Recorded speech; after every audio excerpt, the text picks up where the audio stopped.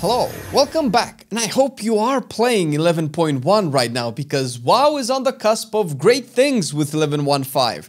No joke, no clickbait, we are going into a new era of World of Warcraft with no more weak auras to clog up your screen and eat up your frames, but also new endgame formulas that will change what you do at max level. And it all starts with 11.1.5. If you have been paying attention to the small details over the years, you would have seen this coming because it's been in the works for a long time. At least since Dragonflight Season 2, where they introduced private auras, if not earlier, a system to combat players using weak auras in raids, only to actually make players have to use more add-ons, weak auras included, to be able to tackle mechanics. Now, in 11.1.5, the base UI is getting a new feature called Cooldown Manager, which does essentially what personal weak auras do by showing you your cooldown procs, buffs, and uptime abilities. So really what this weak aura is supposed to accomplish for me right now. This is great news, at least in principle, because we are no strangers to add-ons clogging up our game, eating up the frames and screen space as well. The video is being supported by our patrons, who we want to thank for sticking with us and making content possible. Thank you guys so much. We will make sure to keep pumping cool stuff in the future as well. The Cooldown Manager and general UI add-ons are actually important, no matter how much we want to say they aren't, for two main reasons. One is that in modern WoW, the game is just a lot. When you are on a decked character in a raid fight or even a sweaty dungeon boss, your buff section of your UI will start to feel like the bug list of a new patch. Every spell in existence will show up there, and I dare you to find the one you really want to react to in a timely and relevant manner, especially if you play a spec like Fire Mage that is all about reactions. The fact that we just have so many buffs and procs that all do little tiny things makes it incredibly impractical to keep up with your buffs to the point where them existing in a visual display is almost pointless. 9 out of 10 of them are useless to track since they change nothing about your gameplay. But there is that one left that kind of decides your rotation, at least if you are looking to play optimally. Weak auras are mostly done for those specific buffs, procs, or stacks to make sure your rotational decisions are on point. The second reason why Cooldown Manager and weak auras implicitly are needed is because the fundamental WoW UI is old. I know the elements of it changed, but the minimap being top right, your character frame top left, or even bottom middle more recently, with group frames all the way to the left and the action happening in the middle makes for a Lord of the Rings level trek your eyes have to make to keep up with all of the information since monitors are now widescreen. Yes, it's the monitor's fault, bro, and I'm not playing you. There is actually a science behind making a good UI for video games, a science adjacent to any interface ever designed, whether it is within a video game, a website, or even a car's dashboard. It is very important where things are positioned within your field of view and how accessible the important ones are. The fact that we used to play WoW on a 4x3 monitor made all of these side zones of your screen be actually closer to the middle, so having buffs and party frames closer was more manageable. It also comes down to the 2004 version of World of Warcraft that was played on CRTs being way less complex and you almost never having to track buffs and procs at all. Now the modern version of WoW double dips into a problem that almost didn't even exist, and the base UI just doesn't help with it at all. So now we have Cooldown Manager, a very basic version of what weak auras are supposed to accomplish, and it is the first step of it. The devs essentially confirmed this in a statement, and it has been the case with pretty much all UI changes they made ever since they added the edit mode. The current version of Cooldown Manager actually tracks all of your cooldowns insofar as I was able to test on a few specs, which is nice. This is also accomplished by your basic action bar for some people, myself included, making this part of the change useless.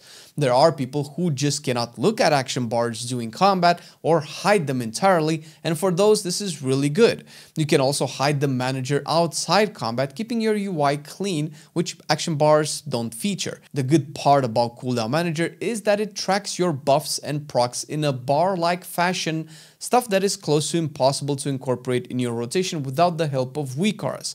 After using it a bit, I believe the Cooldown Manager is lacking a lot of features to fully replace weak auras, but the first foundational bricks have been laid. The first feature it needs is a way to access the database of spells to choose which ones we get to track and which ones we don't, in both the icon fashion or bar fashion.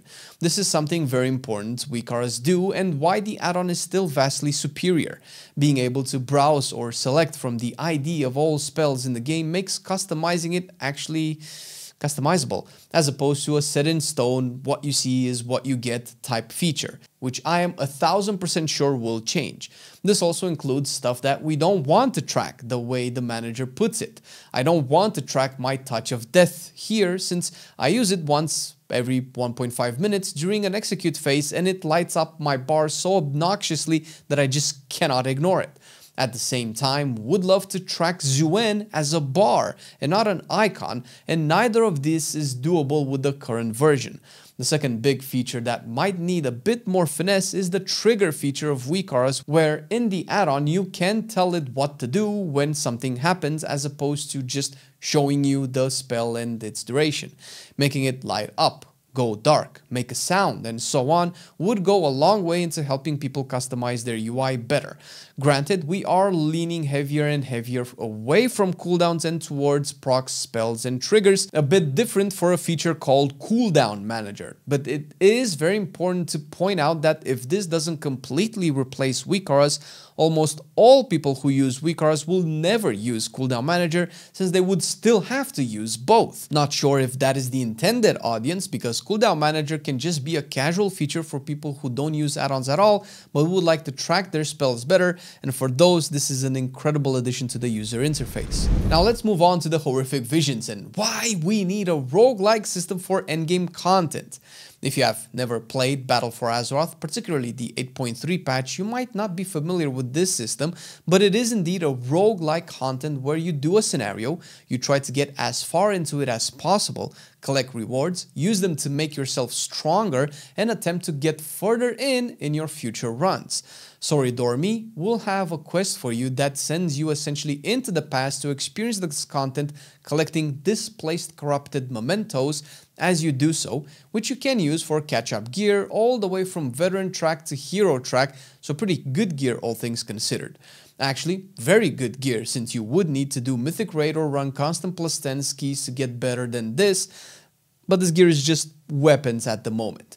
The gameplay itself is centered around the corrupted version of either Orgrimmar or Stormwind, which will be rotating weekly it seems, unless it is changed. In these versions of the cities, you kill old god minions and the corrupted versions of Horde and Alliance champions while keeping your sanity bar up. The bar will naturally deplete as you stay in the zones, with each zone depleting your bar more based on its difficulty. You can also lose sanity by being hit by dodgeable spells. There are tiny objectives to do, like save some people, kill some totems, and so on. Each Old God Lieutenant you kill contributes to the overall rewards you get, with Thrall and Illyria being the big bosses. The more you kill, the more mementos you accumulate, which you can then use at Orgrimmar to convert into Horrific Vision talent points that you then use at the Hourglass to increase your strength during the visions. The bonuses are fairly straightforward, with less sanity drain, more damage to stuff based on solo or group play, culminating into your runs just being easier with each point. You can also use the mementos at these three vendors that sell weapons as the catch-up gear that I mentioned before. Yeah, you only get to buy weapons as player power instead of just full sets of armor, but from this NPC you can actually buy the cosmetic versions of those said armor sets. Not getting full armor sets as player power can be a great change, as to not make this content feel mandatory and only let it give you a dope weapon instead, something usually of the most value for all classes and specs. There are again two major feedback points I want to make with this system that could vastly improve player experience. One is that the Hourglass progress is capped weekly and it shouldn't be. This completely kills the roguelike vibe and the rewards for someone that just wants to spam visions, since without being able to steadily progress further and further into the vision, you are capped doing likely the same route of a scenario that has no variety in each run. Even delves have more variety than visions. Gating is common in WoW, and I'm not sure the devs would be flexible enough to change it, but this is yet again a sign of them telling us how to play the game and not just letting the reins loose so people can enjoy the content. Hourglass progression gets more expensive with each talent point, so what could happen is make them significantly more expensive but not gate them at all. Or add a side quest of complete 10 of them for the next point while keeping the currency for mogs and mounts, or something that can let me play as long as I want to without feeling like I am wasting my time with no progress whatsoever.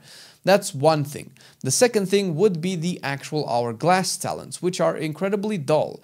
They are copy pasta from the BFA ones, but only half of them have been brought back, and it's the boring half. Even if the entire system is brought back the way it was at the time, it would still not be good enough because this is not 2020 anymore.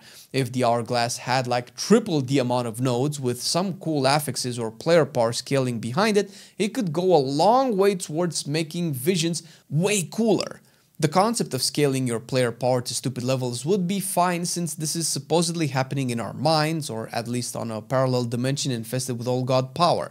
If this turns out into a content you do 10 minutes per week because there is no more progress, kind of like Siren Isle, I predict it will fall short of player expectations, especially when the standard for WoW has risen so much since BFA. Every time restrictions have been lifted in the past, yes, even for the visions back in BFA, the game saw a resurgence of players playing the hell out of it. Don't understand why this point has to be constantly made. Games being fun should come before them being balanced or fair, not necessarily at the expense of it. Lastly, the Fall event is kind of like a mini Siren Isles with its own little renowned track, mostly used for cosmetics, something 100% amazing.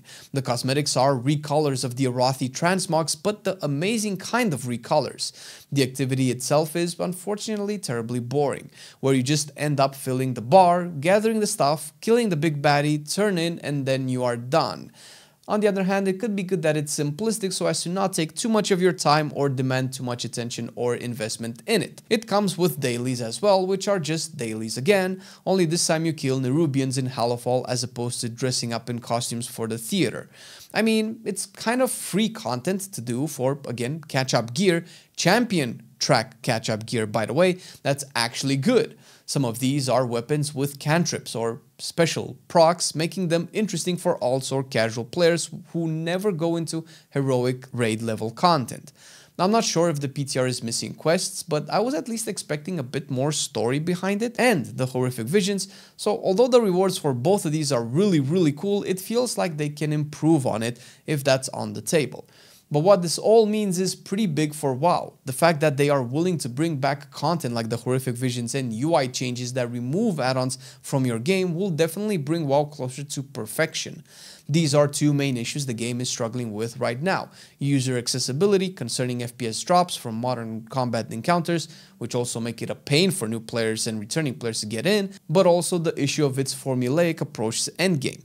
Always having a new raid and 8 dungeons rotating into the season is getting old, and people are feeling burned out to the point where they are craving stuff like horrific visions, remix events, and plunder storms. And this isn't all. There is another event not yet even testable on the PTR, which is Dastardly Duos, a supposed encounter where we fight WoW bosses from the past in what we suspect will be either a scenario encounter or arena. This will be a limited time event for only 6 weeks time, with the only reward we know for sure to drop in it being a dope mount. Actually, lastly, this time we will also have new type of cosmetics for the trading post that shows some really unique weapons centered around molten earth and lava aesthetics, among other things, which could be hints at future content in 11.2. All of this coming in just 11.15. If you are still not convinced WoW is and has been heading into a new era, you need to check this video out talking about the current patch, what it's doing good and what it's doing wrong.